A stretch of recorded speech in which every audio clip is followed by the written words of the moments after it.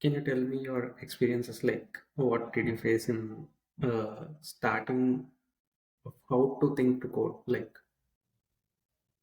there will be some, like, you know how the problem is and you know how the solution is and the steps that you require to get to the solution, but somewhere you can't translate that to the language that you wanted to write.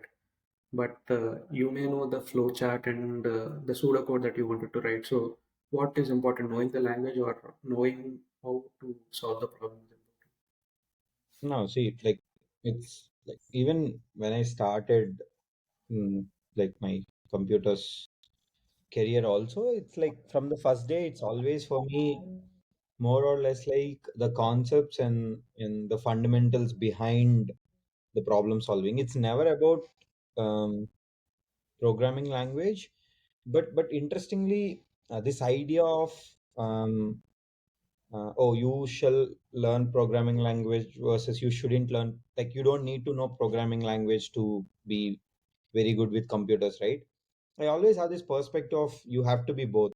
Like, even I myself in the early days, I was like more on the other side. I'll be like, no, no, you don't really need to learn programming language. You can just think like a mental model, right? You just make the problem statement in your own understandable view, and you just build a solution for it, right? And I always think like, okay, if someone gives me a problem statement, I'll think in my head and I'll apply a couple of test cases, and if it works, I usually don't go to the computer because I know all I'm doing is telling a machine to do whatever I just thought in my brain, right?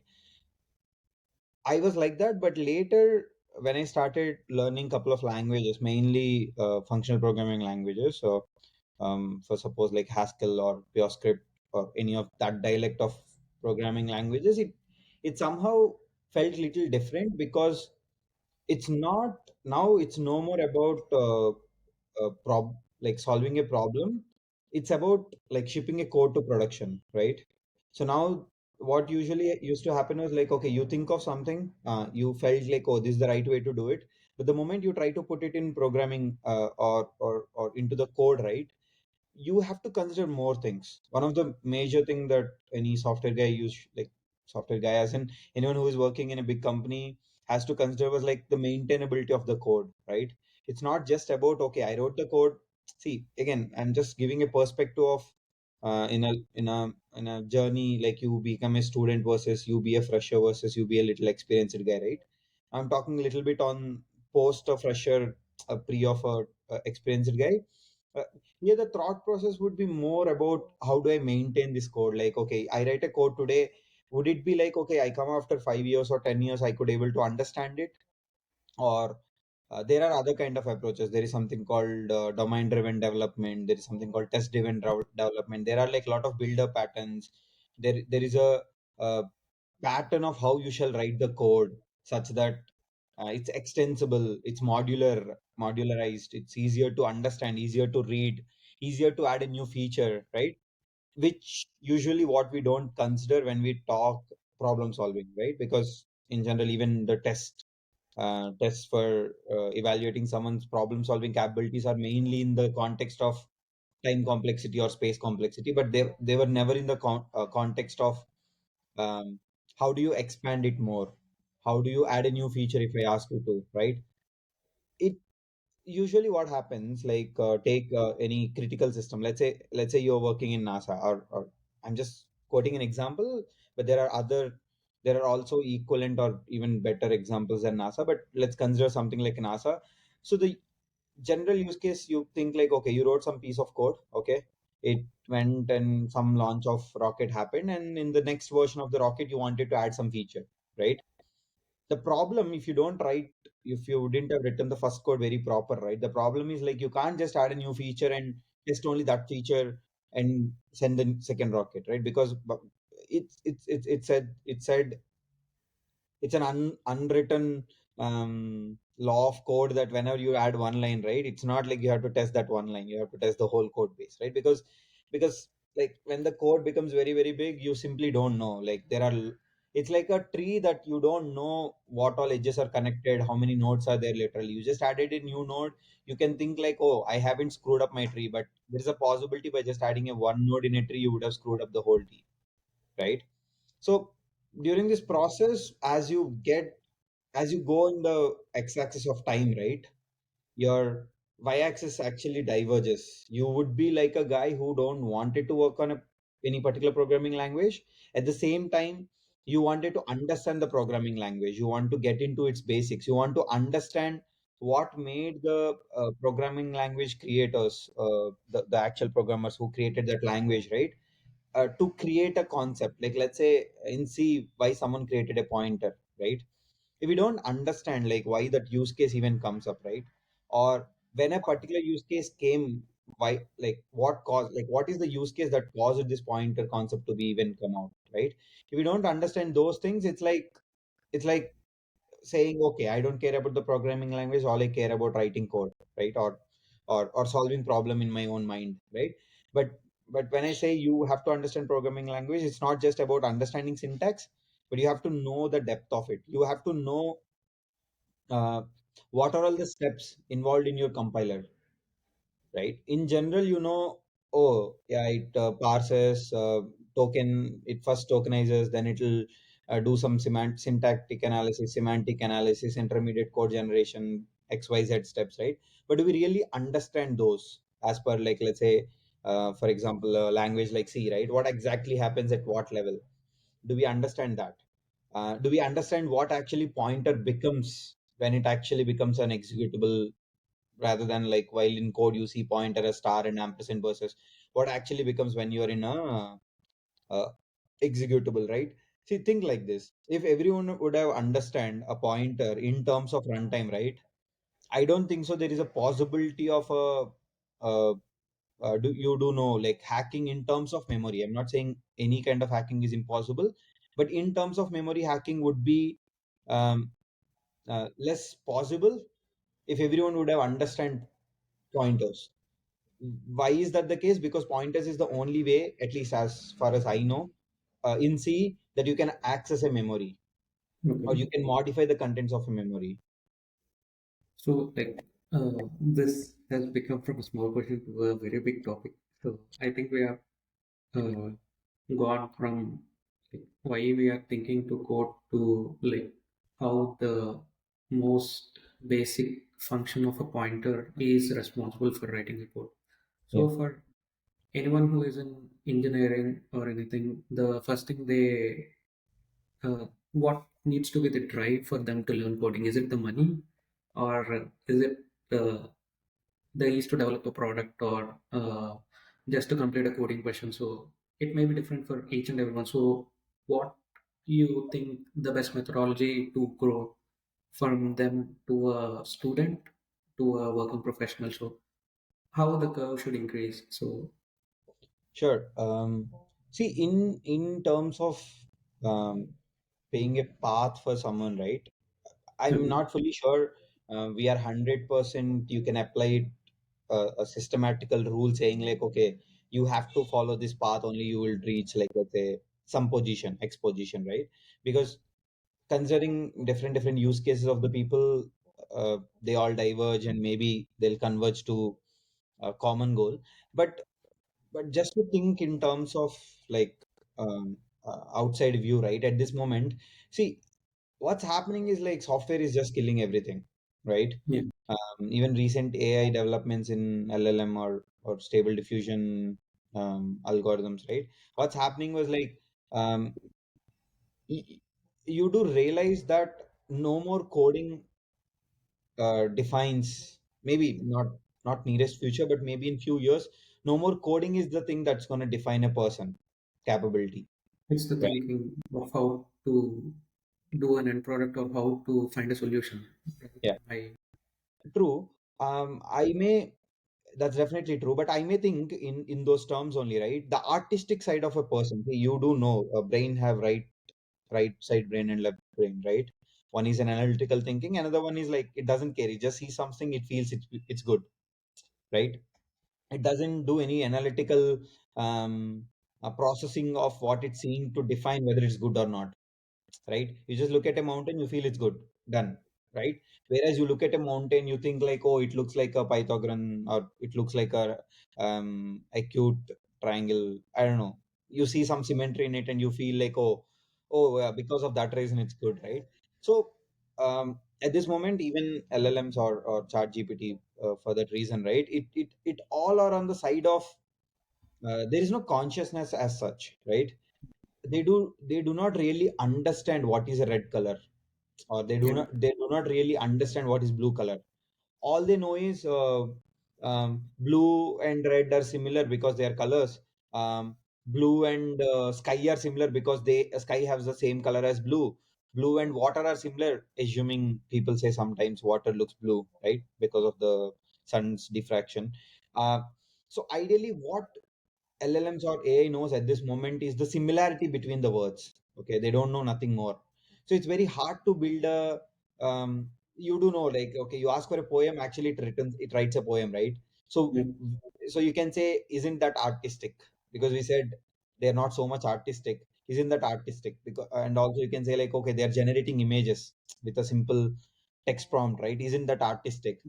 But Um, the person is giving that text, so that's what you're saying. doesn't like the person who is giving input doesn't mean they are also artistic. They just type random things, right? I'll just randomly type um black sun with yellow sky, something random, right? And it might look beautiful, I don't know. That uh, person has a vision, right? Like he wants that final product. So he visualizes something and he wants to extract that from the element. Do you think sure, that's not right?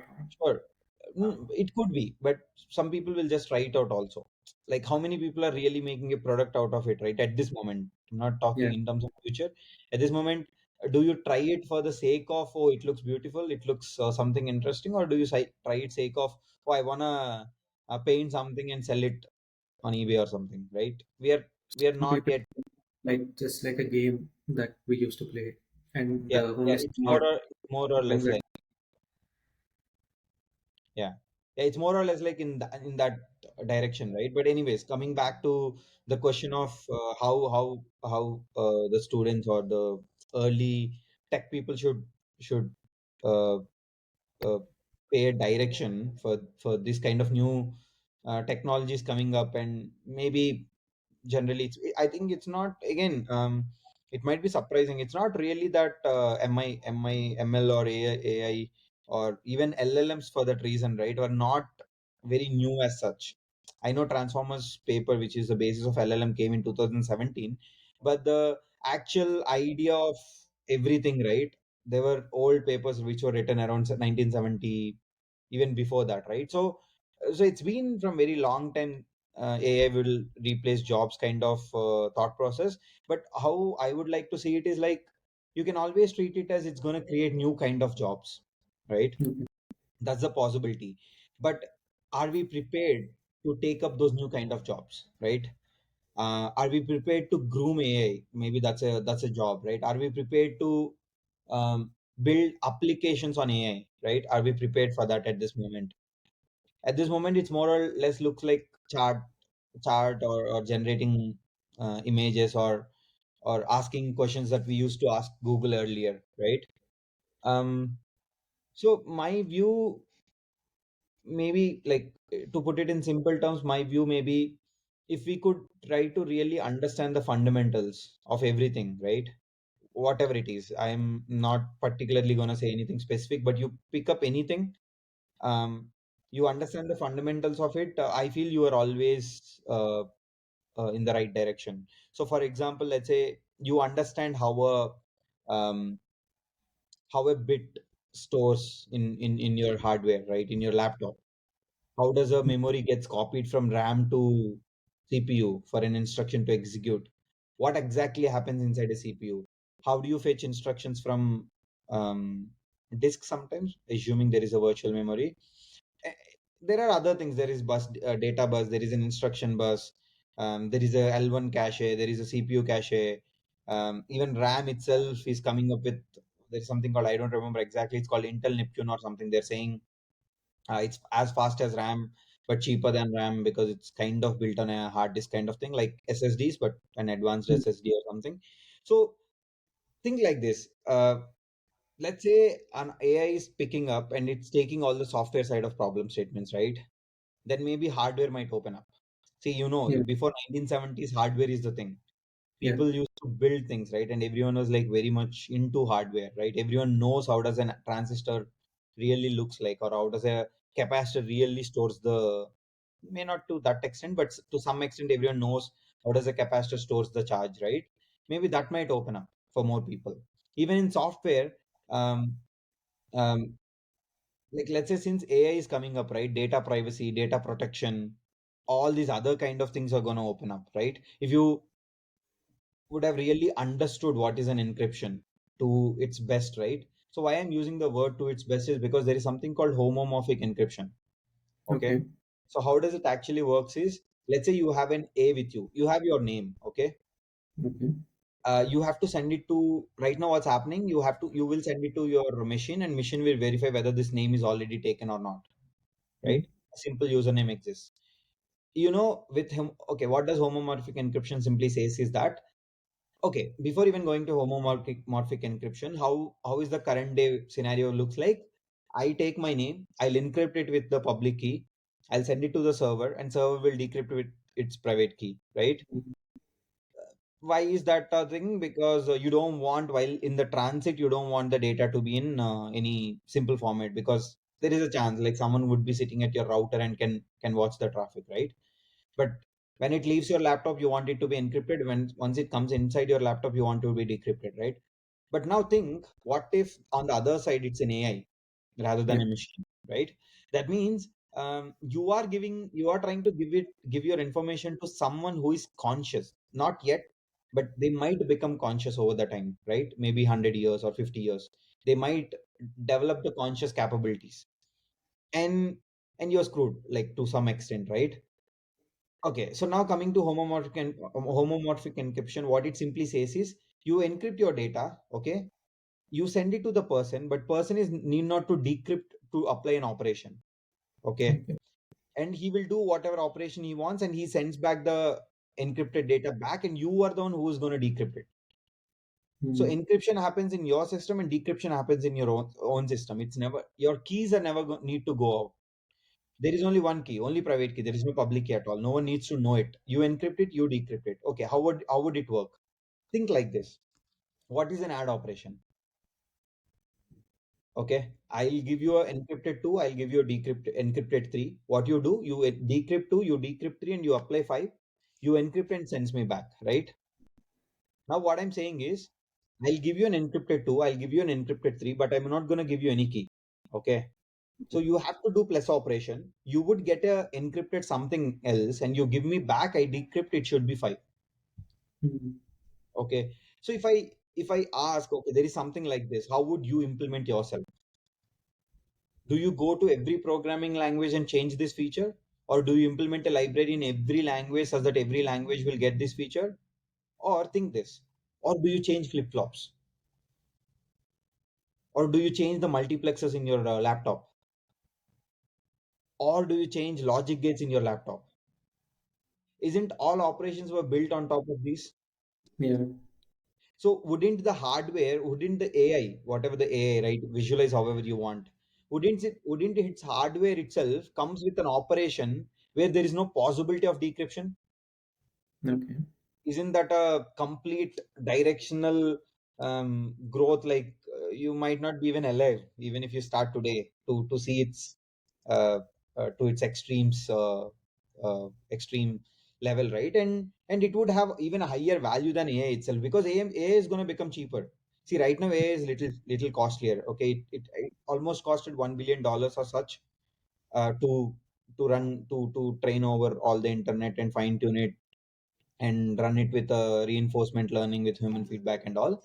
And not everyone is going to invest that much. Okay, not everyone is going to put $1 billion to train their own LLM, right? So it's going to get cheaper. There are OpenAI models. There are other things people can fine tune it, and maybe little bit instruction based fine tuning and all the people can do. But at the end, AI is going to become cheaper, right? So where is Yeah. the next direction, right? I feel somewhere towards in hardware that might open up, and somewhere towards data privacy, data security might open up, and definitely there is a software growth. Okay, because Transformers came in 2017, right? Before Transformers, we were using recurring neural networks, convolution neural networks, and all. There is always a growth, right? So there is a research side on the software that can go upper, but it might become steep as we go. I'm just feeling it like that. It doesn't mean it's going to happen, but on directionally, for me, it feels like it might become steep. But other parts are going to open up so much, right? One of them is So creativity. Another one of them. key takeaways that I get from you is one, there will be an increase in cybersecurity or those field regarding the AI. Yeah. Another thing will be the hardware perspective, in which more hardware jobs will be created. And the third is like, in if we dissect it, it is just prompt engineering. The roles of prompt engineering and more will be opening up with Yeah. the use of GitHub Copilot that is simplifying the coding process and everything. So I have Mm-hmm. a question regarding each one of them. So first question I'll ask regarding the hardware point. As we know that all of the AI and all the code that is running on the chipsets and everything, there is only one company that is providing those machines, ASML. So what do you think? Like only one machine is like only one company create those machines and sell them to TSMC, and Intel has got one, and they are setting up manufacturing plants now. So what do you think, like the hardware perspective, if they are become like the semiconductors and everything are becoming to 3 nanometers and 2 nanometers. So that is the size in which those lithography machines are working. So ASML is the only one that is producing that lithography machine, and it is selling it for $200 million for one machine to TSMC, which is indeed developing chips for NVIDIA and everything, in which these large language models are working on. Mm-hmm. So these large language models are working basically in conjunction with NVIDIA, which is using its AI CUDA cores or anything that the software that are distributed with that. So doesn't it become a dependence on just one company and their ideology of how they vision that these graphic drivers work or anything? And do you think that in future AI will be like the AI model will be a little bit less and it can be computed on a CPU instead of a GPU or anything, or will it be just the cloud? Will it be running on the cloud and we'll be just interacting it with them like a server that, like just now how we are using Google? Sure. Can we Yeah. Yeah. interact with that or anything? It just boils down to the point that you said, like we can use the hardware decryption of a like a transformer or anything or a transistor or anything, but the dice are becoming smaller in a hardware perspective, and there Mm-hmm. is only one company, ASML, that is producing these lithography machines, and Mm-hmm. NVIDIA is the current champion in producing the GPU drivers that are driving all the AI software, and AWS is the only store where these, according to OpenAI, most of its servers are in Amazon. So, what do you think? Like the hardware is Oh, see, mostly yeah, just to give a context, right? In 1970s, okay, IBM is the only company who could work at the scale as what you're mentioning right now, right? They were the ones who were making PCs, which are like personal computers. They are the one who were making industrial computers, whatnot, right? mainframe. There are, yeah, mainframe and all these things, right? And see, it's always going to be someone. See, someone will come and just grab that opportunity and be ahead. But it, but right now you see, right, in 50 years, where are we now? Uh, Yeah, we saw a very huge jump towards, like right now, like many people are starting companies, many people are making their own laptops, because now things have become cheaper, right? Like everything become a little bit more cheaper than how it was earlier, right? um See, in that term, see, think like this. See, right now, GPU, why is it faster? Just because, uh, to be honest, in simple terms, to put it, it can do vector operations very much faster. Okay. parallel operations. Okay. Simple. Whether it does parallelize, whether it does sequential, whether it have a matrix multiplication operation in the hardware itself. let's leave the details out. But why GPU? Because it can work with vectors very, very fast. Okay. Now the question is, if okay, two questions to ask. First question is, do you think ML will be always in vector embedding only or vector direction only? Or we might find out something which will be of different representation that might be even faster to do things. Okay. Okay. Why that question is necessary is because think like this. Why Can vector I is add another point as well?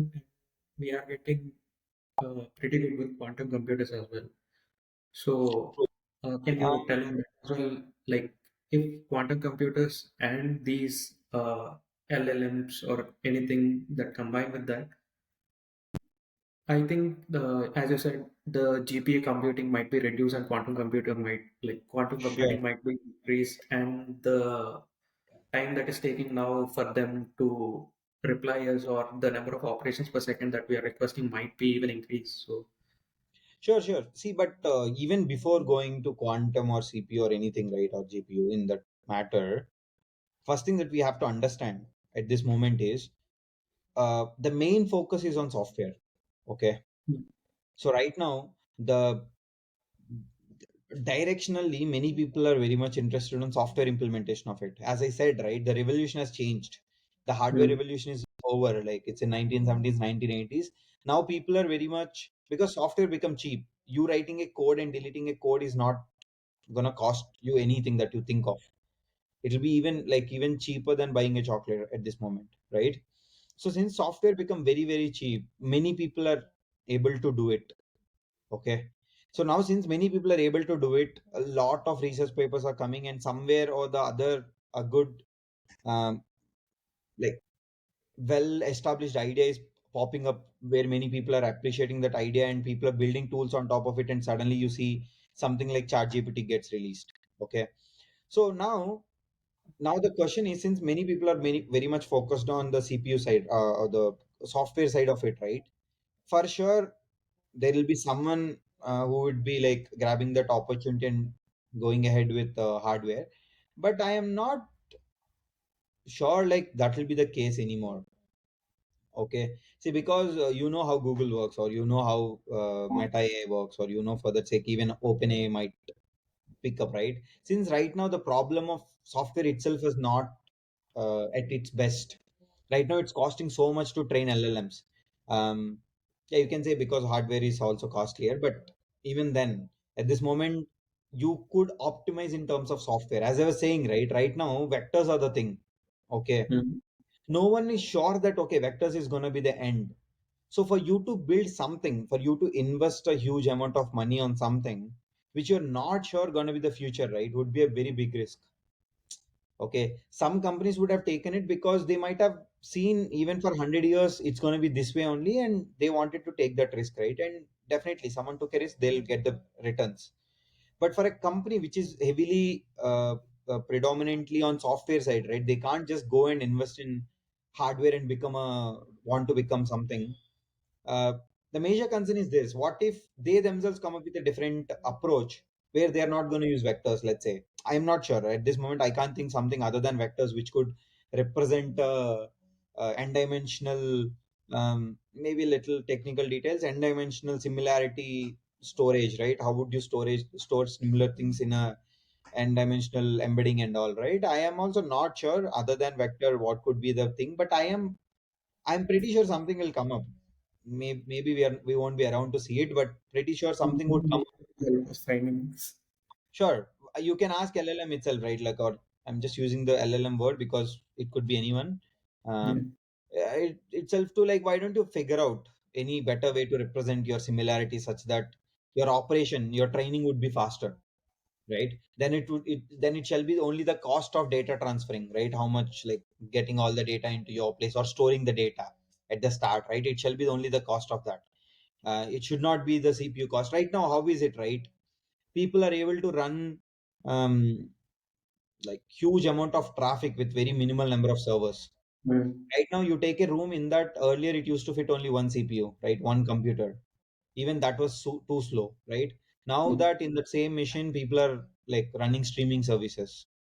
People mm, are like handling huge millions of TPS, right? Things change. Like the hardware gets better in terms of whether compact size, like maybe peculiar details, but we really don't have to go to that level. On the top level, you can think something like this. At this moment, everyone is very much interested in software because it's not yet at stable. Even though looks like, oh, LLM is the thing and it's end, right?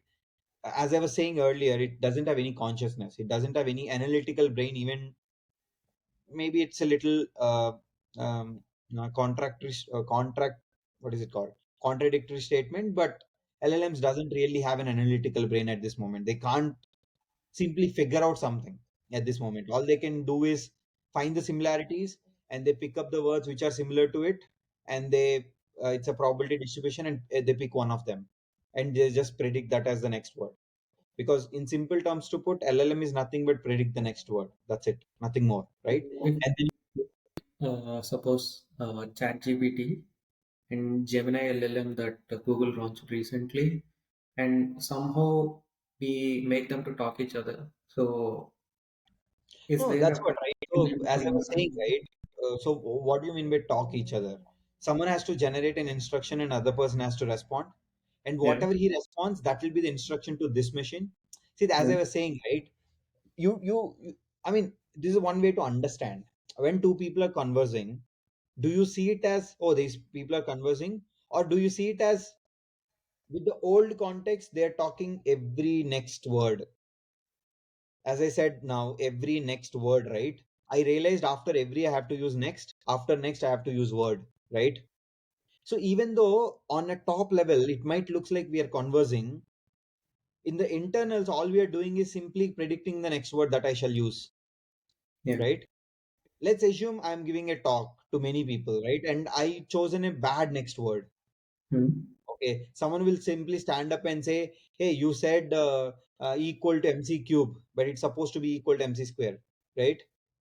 Then what would happen? That's a feedback. It's called reinforcement learning. Maybe I'm just talking in a very higher um, higher abstracted layer, but someone will give me a feedback and then I'll understand, okay, the similarity of c square should be higher than the similarity of c cube because c square is coming more often. So anytime you just have to say c, most probably you'll say c square, even though it's not required there. Why? Because you have seen c square more than c cube, c4, c power 4, or c just c, right?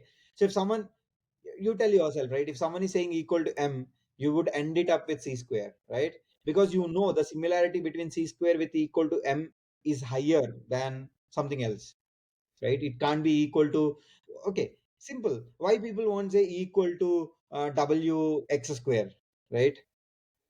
All yeah, I have to do is say that where w equal to mass and x equal to velocity or speed in terms, right? yeah. But that's what, at this moment ChatGPT can't do that, can't do that analytical processing. But you can, right? Because you have consciousness, you have a larger um, um, pattern findings, right? You have more of an analytical thought process. You could, even if I replace it with wc square, right? Wx square, right? You would able to understand, you could able to put that where yourself, right? But at this moment LLMs can't do it because the best they know is how to predict the next word, and they'll get fine tuned, they'll get fine tuned to do a particular task. Okay, for that maybe in LLMs we can do another talk or something where we particularly talk about how LLMs work and all, right? But again, going back to our actual question, what should be the students direction, right? Yeah. As I was saying, I don't want to put any particular direction. I just, whatever is on the top of my mind, I was just mentioning some of the ideas. But all I wanted to present at this moment was any all of these ideas that I just mentioned, right? They all work very well if you understand the fundamentals. If you're So, coming first right where principle, do right? you learn fundamentals? So, Sorry. many people know that they need to know the fundamentals, but where can they find the resources to find those fundamentals? Because most of us go to engineering colleges where the syllabus is not that, like, not up to the mark, and most of the engineering colleges teach us just to complete our assignments or anything, but not Yeah, yeah, really the proper understanding yeah, of yeah. how to do anything. Let's not, So, yeah, how let's can not they find this? yeah, yeah, let's not pick on any college, but yeah, I got in general, right? Like, uh, See, to be honest, I don't know. Like, uh, everyone would somehow figure it on their own way, and maybe you just need the force to attract it, right? You shall become a magnet and you shall attract it. Okay, how do you do that? Maybe every day you go online. Okay, there are definitely some good places. You can join Discord, you can join good Slack channels, you can subscribe to some good people who daily talk about something. You should be focusing on reading new research papers, something like homomorphic encryption you would see, and suddenly you go back and you try to understand how did they implement. Then they'll talk about something simple, basic, then you would realize the real understanding of those fundamentals. You might know it earlier, but now you would realize how people are using it to make it to build stuff, right? So yeah, to be honest, I don't really think so. There is a one good place that you could find, but as I was saying, you shall become a magnet and you shall attract it. But how do you become a magnet? Let's assume you're an iron at this moment. How do you become magnet? Is like, just make sure uh, you you go to the places where there are more people that talks about it, whether it's a chat group, whether it's a meetup in your city, whether it's YouTube videos, whether it's good folks that you have around, whether it's sometimes your college lecturer only. Yeah, somewhere or the other you would see it only if you are open to that. And and as I was mentioning all these points, I just mentioned an external learning, as in like someone has to feed it to you, but it's not always the path. You yourself has to like read, spend more time. And maybe a good quote from Einstein is like, or not, it's actually from Richard Feynman, is you understood something very best when you could able to explain it to a kid, Yeah. right? um, you if you try to go with that approach, maybe it works, right? um, yeah, to be honest, I don't think so there is a formula, there is a simple formula for that. And so there is no formula for learning, but what is the driving force to learn anything? So there needs to be a driving force, right? Like most of us complete our college, you have a job, and all we think is, I have completed my job. Okay, we'll chill, we'll watch a movie, we'll watch a show. That's it. Next day we go to an office, we'll complete that task, and that task is the only thing that we have in mind. And apart from that task, we are not able to concentrate. Like most of the uh, present graduates are like that. So, what is the thing that they need to do to get that interest in knowing beyond? Because I know majority of the population just are good in what jobs they do and what the salary they take. They are good in that. Like it's a normal mindset. So how can they change the mindset and try, like is it a risk factor that they take, or everyone has 24 hours, so 8 hours is for my work and 2 hours is for myself? Hmm. So how Again, they can grow? Like if you see most of the western side, most of the entrepreneurs or anything, they have an idea and they want to do it. So that's the thing, and they are good at taking risks. But we are not. We are taught from our childhood not to take risks. Even if we want to start anything, we'll so many you like the CEO of philosophical. that's in an interview that most of us worry about the reputation that we don't have in India. No, no, no, that's okay. I'm just trying to like cut you off. I'm sorry for that, but let's not go philosophical. Let's not separate the regions and all. I do agree to some extent. There are um, um, yeah, it could result to a lot of things. We can't just point to something near future, near past or something. It's been happening for many years, and I am not fully sure it's true recent days, because you could see even in India at this moment there are like a lot of new companies that came, right? Like a lot of startups are opening. Bangalore become a hot city.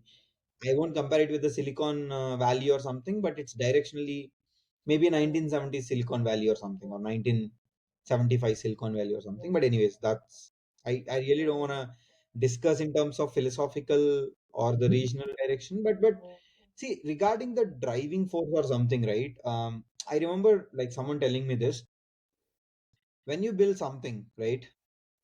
If you think like you're building it for yourself, Mhm. okay, how would you build it? Okay, Uh, I want to be the if best. Yeah, even if it's a small thing, like let's say you are maybe adding a small login support in your company, right? Existing one. Just put yourself in the shoes of a user, right? Just think, just think, what would the user want? Okay, okay, he might have a bad day. He's just trying to log in, but he couldn't find the button, right? What if that's you? Because it can happen to you also, because you're not working on every company. You open someone else's page, they might have done the same, and you would be frustrated at them, right? So think that. I think that's one of the driving force for me on the very high level. I won't say it happens every time, but sometimes you even get yourself distracted or doesn't feel motivated. But yeah, I again, this is more or less like a very um, subjective experience, I would say. You Okay. can't really put a okay, maybe an objective way of putting it is money. Okay, Yep. um, to make it easier for many people, there is a lot of money in software industry at this moment, and with AI and everything coming up, right, that money is definitely gonna get triple. Like, I think it will gonna become huge. Right now, we have seen only $1 trillion companies and all, but I think with AI coming up and all, it might become like 10 times or 20 times $1 trillion companies. Whatever is the Okay. highest company, right? It might become that much of a scale because of the sole possibility of what AI can open up, right? Can AI become a doctor? Can AI become a neurosurgeon? Can AI go to a space? Right? You don't really have to be worried anymore, right? Like I'm not. Yeah, for people and all, you usually get worried, right? And there are possibility of man-made mistakes, but once something was done, they usually AIs won't make that mistake for the second time. They might make it for the first time because when they're figuring it out, but once you have tested it enough or got it into the good benchmark or good threshold, post that they are good, right? So yeah, with that's coming up, I think seriously it's going to be a huge load of money in software industry again. It's like how 1975 you can treat yourself as an Apple guy, right? Yeah. You can start something like an Apple and you can become an Apple in 10-20 years, right? But yeah, Yeah. definitely that would take lot of um, understanding market, lot of understanding people, lot of understanding product, and at the same time, a lot of understanding tech. Only then you could able to build something like that. And coming to our question, like our main interesting of our topic. Uh, so, would you tell that solving hacker rank questions or lead code questions is better than building a project? Will that increase more patterns on how we can solve a question, and will it build up in how we think and how we can approach a project, or just blindly going to a project and figuring out ways is better, or See, usually, yeah. See, usually, as I was saying earlier, right? Think like where you are in the stage. Are you a student, or are you a fresher, or are you a experienced person, right? See, because you do know, and good experienced person is not gonna spend a lot of his time in lead code. Okay, why that's the case? Because he work. Okay, think like this.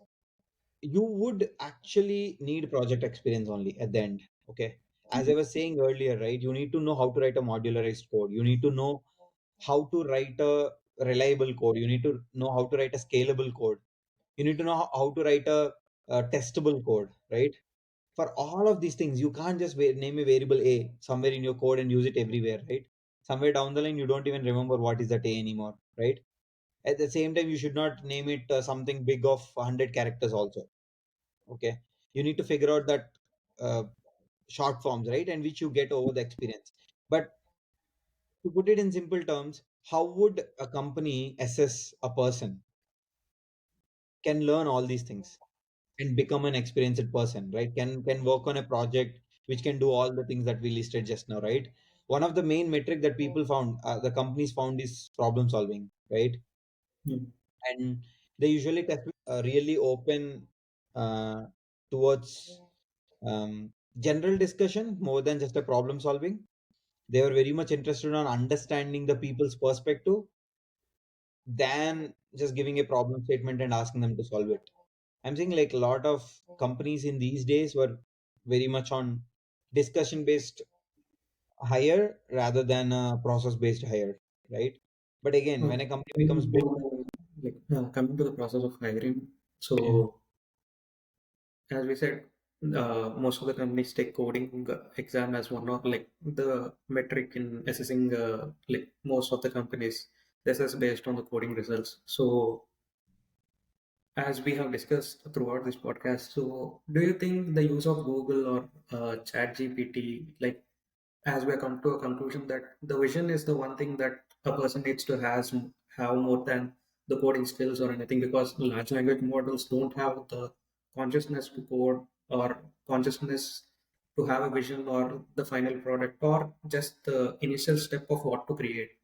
So yeah. if a person he knows what he needs to achieve and he knows where to optimize the solution and everything, be it Google or be it LLM, using them is good, or do you think the assessment of the company is based on just what the person knows is better? No, as I said, right, it's one of the metric which was definitely working for a lot of the big companies, right? Otherwise, they wouldn't invest that much of time on people like asking these big questions and giving them day and all to solve them, right? Or maybe few hours. But it's definitely one of the metric. We can't just discard for the fact that oh, don't do lead code and all. But at the same time, think exactly what kind of company do you want to work on. Think exactly what kind of stream you wanted to work on. Let's say you wanted to work on UI, right? You are more of a designer person, right? I don't really think you have to spend huge time on lead code, right? I Yeah. prefer you spend a lot of time on building more UI stuff, as in maybe do some designing, build your own product. You don't have to launch it. Build your own product, make a website out of for it, make an Android app, write code in a lesser size, such that because size actually matters in front end most of the times. Same with back end also, but generally in front end it makes more sense. Or think about what's lacking in the current frameworks, and you can come up with your own framework, or maybe try to contribute to the current existing frameworks or anything of that sort, right? See, just to put, since larger audience would take the lead code approach, right? So I wanted to give the credit that it's definitely gonna help you. See, because learning or the knowledge is never gonna ditch you, right? It's always gonna be helpful. But the major thing that even more helpful is when you do realizing when to use it. Yeah. Okay. So the one factor of you realizing when to use what, right, have equal amount of value to whatever you're doing daily, like lead code, here, hacker rank, reading research papers, reading, watching blogs, any of that sorts, right? It would have the same impact of you realizing, you coming to a senses of, oh, I know what to use here, right? Okay, why am I using it? Why am I not using the other things? How is it helping me? How optimized is it? All these questions, right, will fall under only one question: you realizing what to use when, right? So to put it in simple terms, you realizing what to use when, for you to come to that level of understanding, you would definitely need to spread yourself across multiple platforms, whether it's a lead code, hacker rank, reading these research papers, um, reading the hacker news blogs, reading Reddit, reading discords, reading Twitter, X for that matter, or anything of that sort, right? You making yourself more into liquid form, and you go multiple places and you spend their time. Maybe the end that you would realize is nothing but you would know how to use what, or how to make a decision on what. You might get a new problem statement, but with all this knowledge, you could figure out, oh, take maybe a transformers architecture from LLM. Okay, take a stable diffusion from something else and you build something else, right? For you to realize, for you to problem solve a problem with this knowledge of what you know, right, would have a higher value. As I was saying, that's not something AIs can't can build in a near future, right? So yeah, to put it in simple terms, I would say in that. So thinking how to code So is thinking what to use at what level, right? You do code, right? Like let's say you have spent like huge amount of time on multiple different problem statements on tree. Okay, let's say. Okay, but I suddenly gave you a problem that's related to, I don't know, like solving a chess. I Yeah. gave you a puzzle and you just have to figure out a solution with chess, right? Do you treat it as like a completely new problem and you try to solve it, or do you treat it as you convert your chess model into a tree model in Mm. your in your own way, right? You rather than seeing it as a rectangle or a square for that matter, you see it as a tree, right? You see it as each combination as something, or I don't know, you visualize it in your own way, right? And then you come up with a simpler solution, right? Are you at that level? Again, no one would be at 100% of that level, that's for sure. But are you at that level when you could at least think like that? It's not like you would able to achieve the solution, but can you at least think like that? Can you able to at least first try to map it to something you know of? You might not every problem can be mapped to something that you know of, right? That means you may have to extend your base knowledge, Yeah. right? That's one direction. There are tools that we need to do. Yeah, usually with experience few people get it, with lot of reading few people get it, with the right set of people you would get it. Yeah, it comes in different ways, and sometimes you don't even look for all of it and you still get it, Yeah. right? But yeah, you realizing that factor of when to use what, or mapping it into something that you already know of, to put it in another Like, terms, right? Yeah, that would have a higher value, I would say. so, do you have any conclusion statements like saying on this topic? See, at this moment, I think coding's value might go down. Okay. Um, Problem solving might artistic increase. side of value might increase. Okay.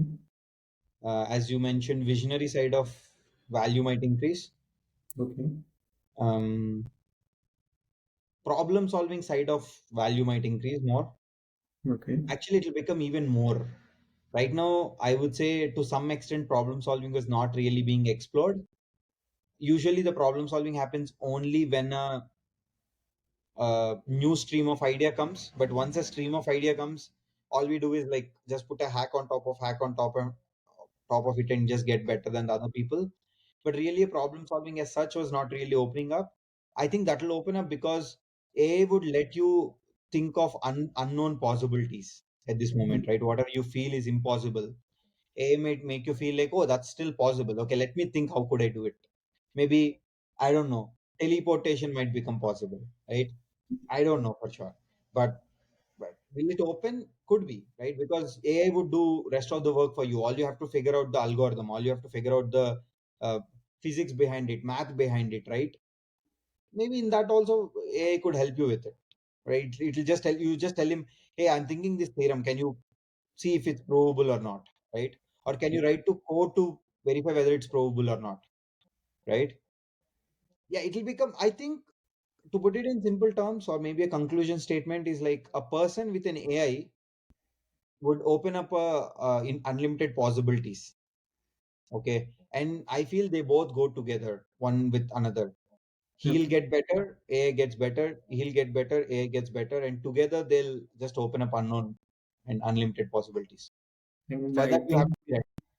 I think the one thing that LLMs now are lacking is the consistency. So if we talk with an AI for at least an hour on the same topic, the answers that you're getting on the first try are way better than the answers that you are getting after 1 hour. So it is giving way worse answers now No, than compared to the first things. So I think that aspect no, of LLM. it's actually a concept called temperature. Okay, in LLMs, it's actually a concept called temperature because they don't want their chatbot to be deterministic. Hmm. They don't want you to feel like you're not talking with a real person. See, think like this. If I'm, how are the earlier chatbots used to look like? They used to answer the same answer anytime you ask, If loop. right? Yeah, That's you not just tell them four into what is 4 into 3. They'll always say the answer is 12. The answer is 12. The answer is 12. But with LLMs, they might make a sentence. yeah. they might try to explain you why 4 into 3 is 12, right? So there is a concept called temperature. Temperature defines the randomness you want. So when Mm. you're running a LLM, you can actually define it. Do you want it deterministic or non-deterministic or in the range, right? And as I was saying, temperature, there were other things like this. And all Mm. these things, again, what kind of probability distribution are they using? When you ask it for a query, uh, what, how many samples do you want? Again, in what range of probability do you want? Do you want only in 50%, 50% of the probability, or the top 50% of the probability? Give me three samples, right? It's always a sampling. Think like this: you are taking a ball out of lot of balls, right? You might say, hey, I am doing the same action every time. I'm just putting a hand and taking my hand out, right? But why am I seeing different ball every time? Or I'm rolling a dice. I'm always rolling it in the same format, right? I'm always rolling it like this only. I'm always Mm. holding two on the top and I'm just rolling it like this. But it doesn't mean always gonna fall something X, right? That's where the randomness comes. That's where the probability comes. And you do realize, right? That's the reason you play dice game. Yeah, If it's always like very, okay, I hold two and I drop, I always get a six. There is no more like beauty. Yeah, the determinism makes things, like, I won't say lazy, but make things consistent, and consistency is not many people would appreciate, we can't right? grow with this thing. Yeah, consistency, you can grow, but that growth will look very, very small sometimes, right? So So, you want that kind of a randomness, and hence they have implemented it in that way. so in conclusion, to think code, we need to have some driving force and a vision to solve something, and we need to figure out what path suits us better. Some might work for us, some might not work for us, and we can take advantage of any new technology that we have, and no technology can replace us. Yep. It's just the vision matters most. So I think Yeah, that concludes. understand the basics, and just just just like strike the new technology again. As I was saying earlier, right? Bring that new technology into whatever you already know, so you don't have to be worried. Sometimes I even think I don't really go and understand what is neural network. I do, I read about it, but what I usually do is I'll just try to make it into something that I already know of, right? I'll just think it as a simple linear algebraic equation. W1 Mm. into x1 into, it's a some kind of bunch of formulas, and I'll just think how does the loss gets calculated, and then I just think how does the values of w's, the weights in the neural network, gets adjusted using gradient descent. But I just think it in my own way, if I have to build it myself, right? Or if I'm thinking, if I'm making each node in a neural network as a person, right? You might ask a question to 10 people, and 10 people might give you different answers. Then what you do, you give weights to different people. Mm. Oh, you're my friend, I'll listen, but he's also my friend, he's saying opposite to you. Now I have to choose. Okay, maybe I'll be okay with 0.8% of yours and 0.2% of his. Then I'll pick another one. I don't like him, he's saying what you are saying, so maybe since I don't like him, I'll reduce yours also. I'll make you 0.5, earlier you were 0.8, right? And then these concepts are no new, then these concepts are not something you really have to learn, Yeah. right? That's why I said, like, go with the fundamentals, go with the first principles, and get yourself into this state of mind where you could understand anything with something you already know of. If Okay. you don't know, if you couldn't, that means you have to learn more. Then you go back, then you understand those new, then you expand your first principles, then you expand your basics, then you go back and map it into something you already know of, right? That's it. Yeah, that's a simple way to put it. Mhm. I think that concludes the first podcast. So I think Cool. tomorrow we'll be back with another one.